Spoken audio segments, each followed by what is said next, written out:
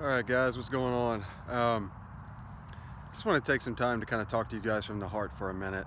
I'm just wrapping up a workout out at the fairgrounds, and I wanted to touch on a couple different subjects today, but the primary one I want to talk about today is just the Texas church shooting that just recently happened. This past week, I got into a couple conversations with some buddies of mine. We were talking training, we were talking all kind of different things, and one of the things that I was asked about was mindset. One of my buddies asked me, he said, what are some things you think about when it comes to mindset? Do you have any advice, any tips, or anything like that? And so I wanted to share with you guys some of the things we had talked about. But before we get into that, what happened in Texas is a horrible situation. We know that there's been school shootings, there's been shootings in multiple different places across the country. Anytime stuff like this happens, it's always horrible. We never wish for anything like this to ever happen. We don't train so that these things can happen. We don't wish for this type of stuff to happen when we train. We train and we focus on becoming better at ourselves with our training so that we can be prepared when evil does present itself. So I would ask you to pray for the families, pray for the church. They have a long road of recovery ahead.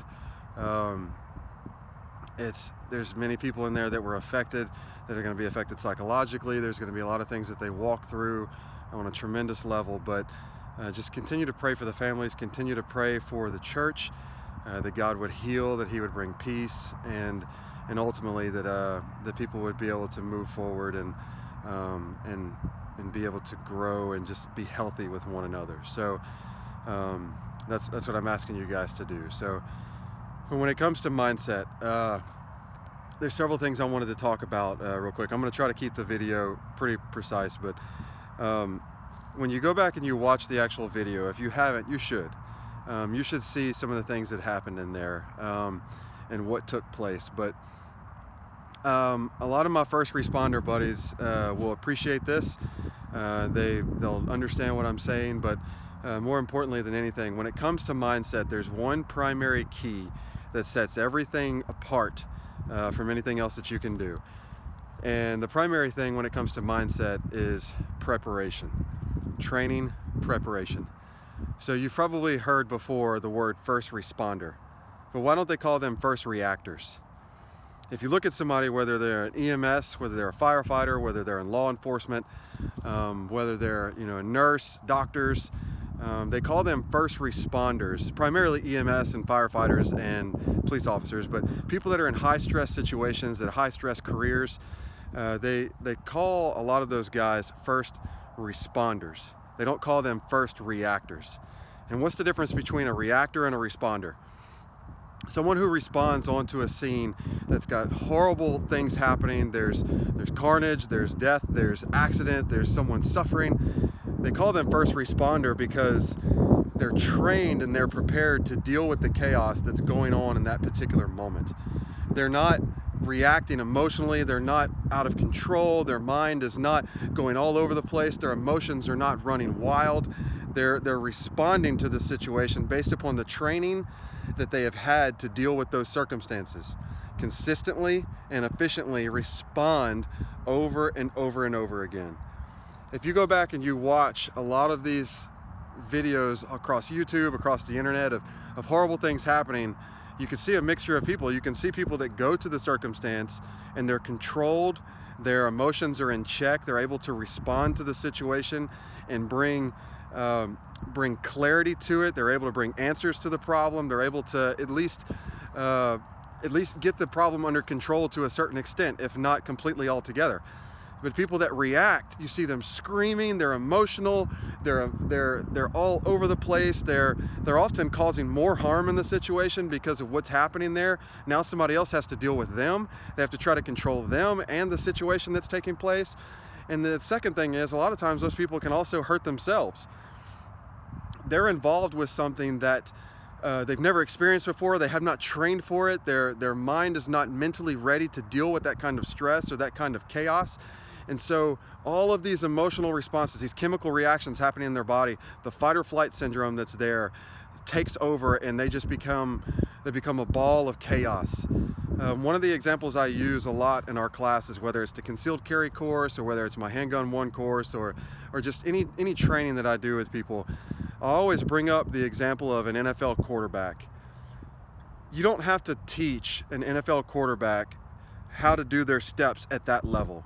They have trained and trained and trained 1,000 times over how to take a snap, how to step back, what to do with their arms, how to throw the pass. So their body has had so much muscle memory consistently and efficiently trained that their body can operate autonomously from their brain. Their body's just going to respond to the training that it's had, while their brain can think about the defense and what it's doing on the field, where their receivers are running, what's happening in front of them. So their brain's able to think about the chaos and all the movement that's happening. Someone running at them, all the things that are taking place where they're getting blitzed, maybe someone's about to run into them and they can move forward. All these different scenarios and circumstances. But the quarterback's mind is able to think about what's happening on the field while their body is operating separately because of the training that they've had over and over and over again. So here's my point with that. Muscle memory and preparation. That quarterback is responding to the situation. He's not reacting to all the things that are happening on the field. And that's the same thing about training. When you go back and you look at that video, like I said, we're praying for those families and we're praying for the church, but evil exists in the world. There are bad people everywhere. No matter what you try to legislate, you cannot legislate the human heart. And the problem that people have nowadays is that we think we can write on a piece of paper, sign a dotted line, and all of a sudden bad things will go away and everybody can live in this utopian bubble. But even in church, the one place where we should all be able to go and worship freely and spend time with other believers and whatever denomination, religion you are, the place that you should be able to gather with the other people of like-mindedness and be in a safe environment, evil people will find a way.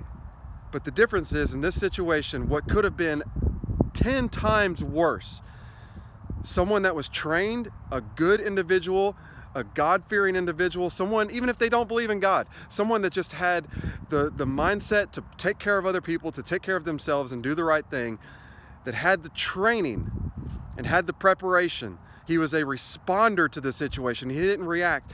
He was able to stand up and put down the bad guy very, very quickly and efficiently. And also in that video, there's a lot of people that are panicking, rightfully so. Who wouldn't be panicking? And they're going through horrible emotional reaction. But also, if you keep watching, there's several other people that take out their firearms and start responding to the situation. Training. Good guys responding to bad, evil people in this world that want nothing more to do than bring harm, horrible circumstances, and devastation to innocent people. It's about your training and your preparation.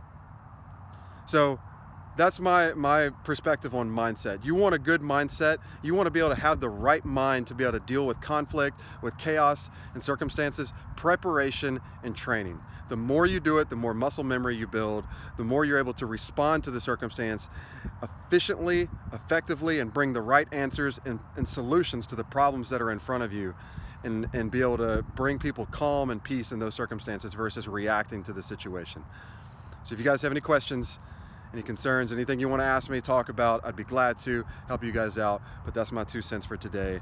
Hope you guys have a blessed new year. Love you guys. This is Barton with Grizzly Tactical Solutions. Train hard, fight smart. I'm out.